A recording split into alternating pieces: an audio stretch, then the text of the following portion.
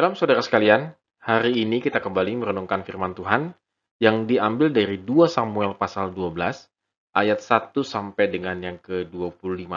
Saudara, saya tetap menganjurkan saudara untuk membaca semuanya dan jangan jemu-jemu untuk membaca semua bagian-bagian yang sedang kita pelajari hari demi hari. Saya akan membaca beberapa bagian saja daripada pasal yang sudah kita tentukan ini. Tuhan mengutus Nathan kepada Daud. Ia datang kepada Daud dan berkata kepadanya, "Ada dua orang dalam suatu kota, yang seorang kaya, yang lain miskin. Si kaya mempunyai sangat banyak kambing domba dan lembu sapi. Si miskin tidak mempunyai apa-apa selain dari seekor anak domba betina yang kecil, yang dibeli dan dipeliharanya. Anak domba itu menjadi besar padanya bersama-sama dengan anak-anaknya. Makan dari suapnya dan minum dari pialanya, dan tidur di pangkuannya seperti seorang anak perempuan baginya." Pada suatu waktu orang kaya itu mendapat tamu, dan ia merasa sayang mengambil seekor dari kambing dombanya atau lembunya untuk memasaknya bagi pengembara yang datang kepadanya itu. Jadi ia mengambil anak domba betina kepunyaan si miskin itu dan memasaknya bagi orang yang datang kepadanya itu. Lalu Daud menjadi sangat marah karena orang itu, dan ia berkata kepada Nathan, "Demi Tuhan yang hidup, orang yang melakukan itu harus dihukum mati. Dan anak domba betina itu harus dibayar gantinya 4 kali lipat, karena ia telah melakukan hal itu dan oleh karena ia tidak kenal belas kasihan." Mungkin cerita ini sudah hafal, karena kita sering dengar dalam khotbah-khotbah bagaimana Nathan menegur Daud begitu kerasnya melalui sebuah perumpamaan.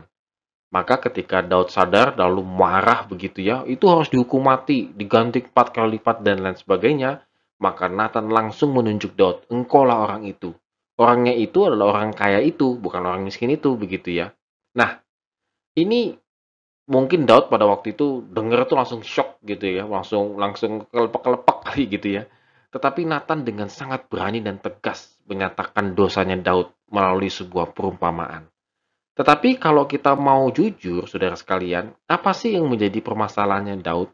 Apakah semata-mata Daud itu ketika melihat di Bathsheba, lalu jatuh cinta dan lain sebagainya, sehingga akhirnya mereka berzina, menutupi kehamilan, lalu membunuh Uria dan lain sebagainya? Apa sebenarnya inti dari permasalahannya Daud, dosanya Daud itu sendiri? Maka di ayat 8 diungkapkan oleh Tuhan, "Seandainya itu belum cukup, tentu kutambah lagi ini dan itu kepadamu."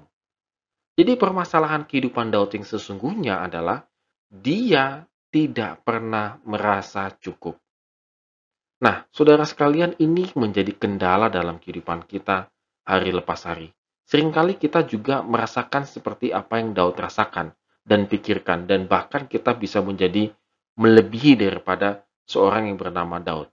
Kata cukup itu menjadi permasalahan dalam kehidupan Daud, tetapi juga dalam kehidupan kita. Saudara, kalau kita boleh renungkan dalam kehidupan kita, apakah kata cukup itu bisa membuat kita damai sejahtera dan mensyukuri apa yang kita miliki? Atau kata cukup itu bagi kita ketika kita sudah bisa memaksimalkan mencapai berbagai macam target, kekayaan, bisnis, pekerjaan, dan lain sebagainya, maka kita baru mengucapkan kata cukup ya Tuhan. Saudara sekalian, hati-hati. Kata cukup ini bisa membuat kita sejahtera, tetapi bisa membuat kita juga jatuh ke dalam dosa. Dan Daud di sini menjadi jatuh ke dalam dosa. Padahal Tuhan sudah menjadikan dia raja, memiliki kekuasaan, memiliki tentara, dan lain sebagainya. Bahkan Tuhan mengatakan, "Kalau itu kurang, aku akan menambahkannya kepadamu."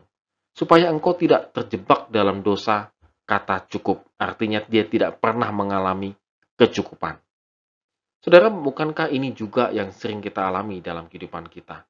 Bahwa kita meminta ini dan itu kepada Tuhan karena kita merasa tidak pernah cukup.